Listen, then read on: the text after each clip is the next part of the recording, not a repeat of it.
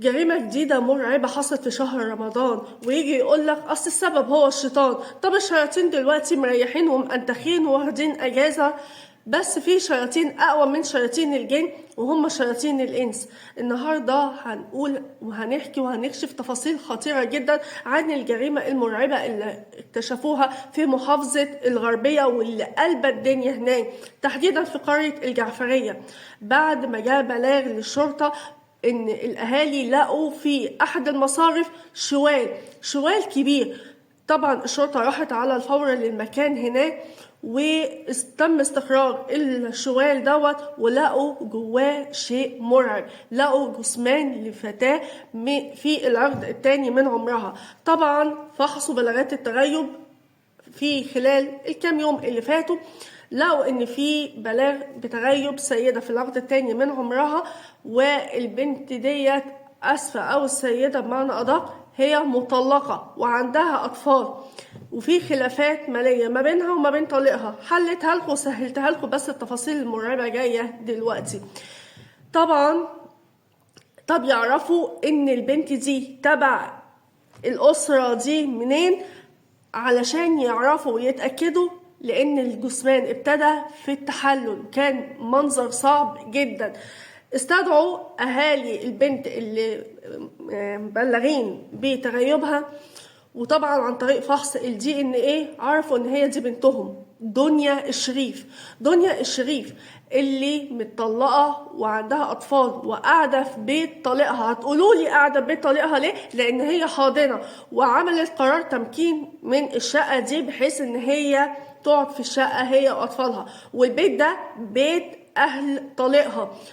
طيب ايه المشكله في الموضوع ده؟ المشكله في التفاصيل اللي جايه.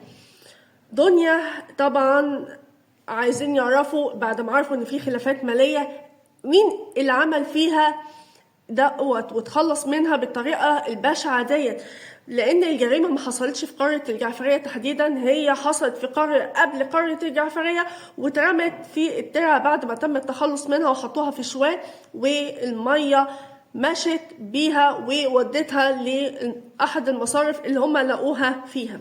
مين اللي عمل كده؟ طبعا الشرطة قرروا ان هم يفحصوا سجل المكالمات الخاص بدنيا في الفترة الأخيرة، ولقوا ان آخر مكالمة كانت بينها وما بين طليقها طارق ده حواليه مصايب كتيرة جدا. طب ايه الحكاية بالظبط؟ طبعا تم استدعائه، وبعد الضغط عليه اكتشف طبعا الأول انكر تماما وقال لا مفيش اي حاجه وانا كنت بدور عليها وهي مختفيه وانا معرفش هي فين وانا ما عملتش حاجه، بريء يا بيه.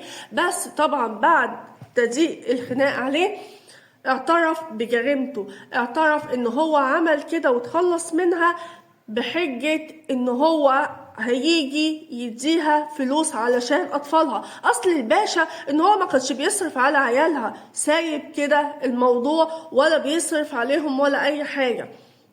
عمل حجة ان هو هيصرف عليهم واستدرجها للمكان اللي هو قريب من الترعة او مكان وقوع الجريمة بمعنى ادق، واتخلص منها عن طريق قماشة كانت معاه وخنقها وحطها في شوال ورماها في الترعة، والترعة مشت بيها لقرية الجعفرية، وبعد كده صبتها في احدى المصارف اللي لقوها هناك.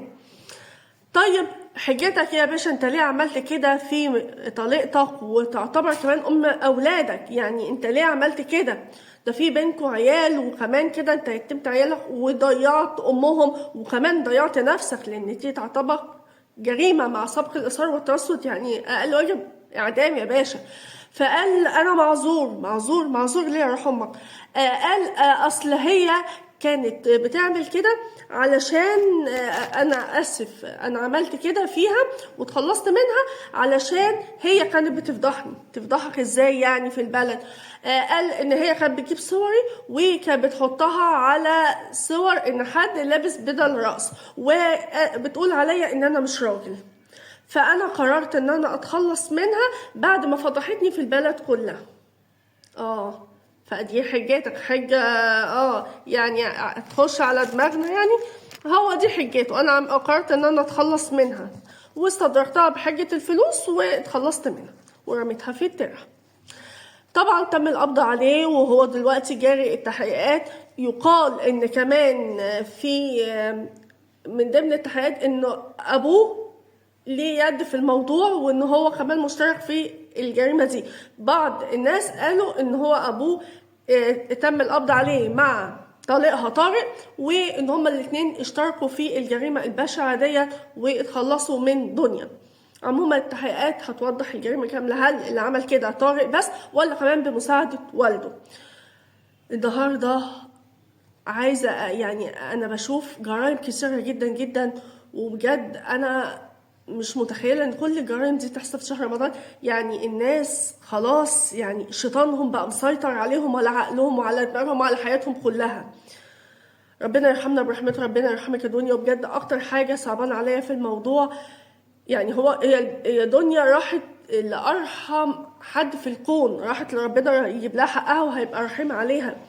بس العيال اللي ضاعت يعني الأب راح في 60 داهية والأم راحت عند ربنا والعيال هيكبروا ضايعين. ربنا يتولاهم، خصوصا إن جدتهم هي إنسانة مريضة قاعدة، وهي كمان دنيا دي كانت مع أختها هي اللي بتهتم بأمها، فما بالكم بعيالها مين هيهتم بيهم؟ ربنا موجود. حسبي الله ونعم الوكيل. هنكشف تفاصيل قصيرة جدا في الحلقات اللي جاية كمان عن دنيا، وهنتابع الموضوع أول بأول. جريمة بشعة في محافظة الغربية.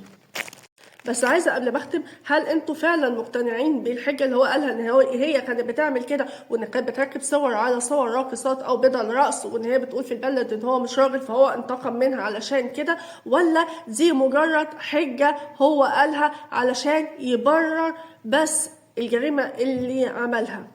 تابعوني.